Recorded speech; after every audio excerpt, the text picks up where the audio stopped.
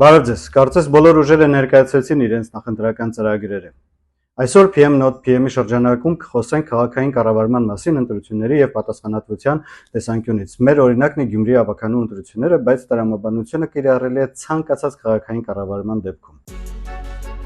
Իմ սիրելի գյումրեցի քույրերն ու եղբայրներն ինձից լավ գիտեն, թե ինչ է պետք իրենց քաղաքին, բայց խնդիրները նույնն են բոլոր բնակավայրերում, մի քիչ ավել, մի քիչ պակաս։ Յուրաքանչյուր նախագիծ ունի իր նախապատմությունը, ուստի փորձված եւ գործող ուժերի կատարած աշխատանքը պետք է դիտարկել որպես անցած փուլի կատարողական հաշվետվություն։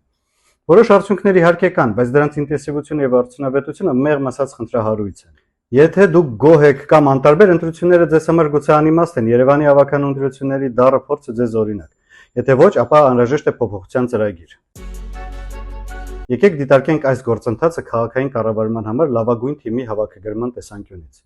Երբ մենք տնօրինում ենք կազմակերպություն, կառույց, բիզնես, աշխատանքային թիմ ընտրելիս ինչպես ենք մոտենում հարցին։ Հետազոտում ենք տեխնացուների մասնագիտական փորձը, կենսագրությունը, արժեքները։ Կա տրամաբանական բացատրություն, թե ինչու կազմակերպության աշխատակիցներին ընտրում ենք խստապահանջ չափանիշներով, բայց քաղաքի կառավարումը ոչ։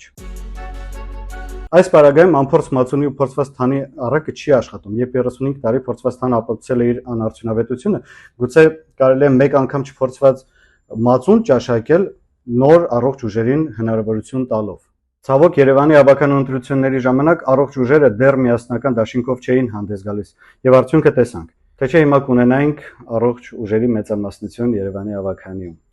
Այս ընտրությունները 200,000 շահառու ունեցող նախագիծ են, որտեղ դուք որոշում եք ում եք վստահում քաղաքի կառավարումը։ Ինչու եմ ասում 200,000, որովհետև չեմ ուզում հավատալ պաշտոնական վիճակագրությանը, որ Գյումրիում 120,000 բնակիչ է։ Պարզապես չեմ ուզում հավատալ, հուսով եմ այդ թվերը, որ ես կարդացել եմ, սխալ են, եւ իհարկե առաջիկա 5 տարում որևէ ուժ չի կարող ավելացնել բնակչության թիվը, բայց շատ հուսով եմ, որ սրտացավ եւ ունակ բանիմաց կառավարիչները կարող են հիմքեր ստեղծել, որպեսզի բնակչությունը շատանա, մարդիկ ուզենան ընտանիքներ ստեղծել, ավելանալ, երջանիկ ապրել, պայմաններ ստեղծեն, որ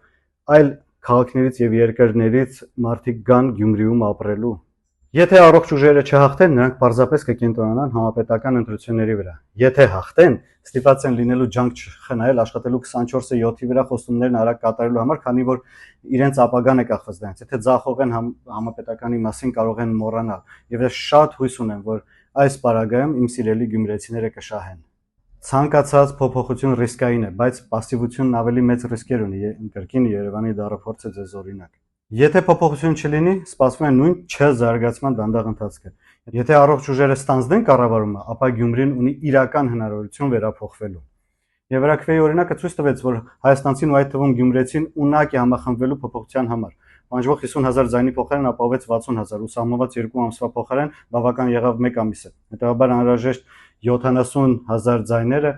որպեսզի առողջ ուժերը ստեղծեն, կազմեն մեծամասնություն ավականիում, հնարավոր է եւ շատ իրատեսական։ Եթե ուզում եք տեսնել ավելի պայծառ Գյումրի, պետք է գործել, ընտրել, վստահել, վերահսկել ու պահանջել։ Ես երևանցի եմ ու իցավ երևանցիներիս եւ ի ուրախություն գյումրեցիներիս, Գյումրին այսօր շատ ավելի քաղաքի տեսք ունի, քան Երևանն իր անվերջ բետոնե տուփերով։ Մնում է միայն խնամել, հոգ տանել ու զարգացնել քաղաքը։ Ես որևէ կուսակցության անդամ չեմ, կոչ չեմ անում անպայման մեկին ընտրել։ Ընտրությունը ձերն է, ձեր քաղաքի ապագան։ Ես ունեմ իմ կարծիքները, իմ վստահությունները, մարդկանց անցած փորձով, կիսվում եմ ձեզ հետ իմ դիտարկումներով, որոշողը իհարկե դուք եք։ Կարծիքները թողեք մեկնաբանություններում, տարածեք այս հոլովակը եւ հիշեք, քաղաքային կառավարումը նույնպես project management է, պարզապես շատ ավելի մեծ պատասխանատվությամբ։ Ես վարչապետ չեմ կարող եւ չեմ էլ ուզում դառնալ։ Պարզապես նախագծերի կառավարիչ եմ, իրողություններին նայում եմ իմ մասնագիտական դիտանկյունից եւ մեծ սրտի ցավով իմ երկրի ապագայի համար։ Բարին ձեզ